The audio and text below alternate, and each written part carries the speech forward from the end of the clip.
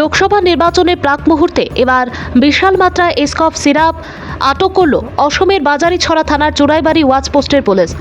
Assam police সূত্রে জানা যায়, শুক্রবার সন্ধ্যা রাতে উত্তরপ্রদেশের বেনারস থেকে আগরতলা যাবার উদ্দেশ্যে PB13BD 5534 নম্বরের একটি 14 চাকার পশু খাদ্য বোঝাই লরি আসামের চোরাইবাড়ি ওয়াচ পোস্টের নাকা পয়েন্টে আসলে ওয়াচ পোস্টের ইনচার্জ প্রণব মিলির নেতৃত্বে লরিটিকে আটক করে তল্লাশি চালায় আসাম পুলিশ।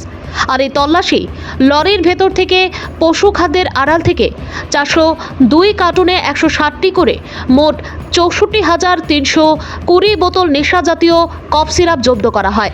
সাথে আটক করা হয় লরি চালক রবি শর্মা, পিতা লক্ষণ শর্মা, বাড়ি মধ্যপ্রদেশের অশোকনগর জেলায়, এবং সহচালক আসামের করিমগঞ্জ জেলার চাঁদখিরা এলাকার বাসিন্দা সুশীল শুক্লবৈদ্য, পিতা মৃত গঙ্গেশ শুক্লবৈদ্যকে। আসাম পুলিশ জানিয়েছে, জব্দকৃত নেশা সামগ্রীর বাজার মূল্য আনুমানিক 7 কোটি টাকা হবে।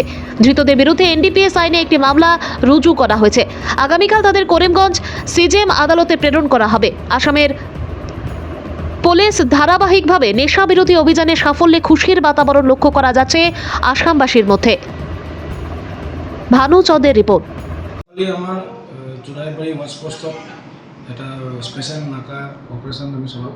তাতে আমি এটা পাঞ্জাব ৰেজিষ্ট্ৰেড গাড়ী ডিটেক্ট কৰোঁ। তাতে আমাৰ সোর্স ইনফরমেশন আছিলে। একর্ডিংলি আমি 402 cartoons of contraband codeine phosphate cough syrup XF company আমি ডিটেক্ট কৰোঁ। টোটাল 64,320 নজ আমি কন্ট্রাব্যান্ড ডিটেক্ট কৰোঁ। তাৰ বজাৰ মূল্য এপ্ৰক্সিমেটলি এৰাউণ্ড 6 crores হ'ব। আৰু লগতে আমি দুজন মানুহক এপ্ৰিহেণ্ড কৰিছোঁ। এজন মধ্যপ্ৰদেশৰ নিবাসী হয় আৰু এজন আমাৰ কৰিমগঞ্জৰ চান্দখিৰাৰ নিবাসী হয়। তো একৰ্ডিংলি আমি কেছ ৰেজিষ্টাৰ কৰিছোঁ আৰু আমাৰ ইনভেষ্টিগেশ্যন চলি আছে। মই অসম হৈ বেলেগ ষ্টেটত লৈ যাবৰ কাৰণে ট্ৰাই কৰিছিলোঁ। আমি ইতিমধ্যে সিহঁতক ষ্টপ কৰিছোঁ, এপ্ৰিহেণ্ড কৰিছোঁ। এজনৰ নাম আপোনাৰ ৰবি শৰ্মা। ৰবি শৰ্মাৰ ঘৰ হ'ল মধ্যপ্ৰদেশ আৰু বেলেগজনৰ নাম হ'ল সুশীল শুক্লবৈদ্য। তেওঁ চান্দখিৰাৰ নিবাসী, কৰিমগঞ্জ ডিষ্ট্ৰিক্ট।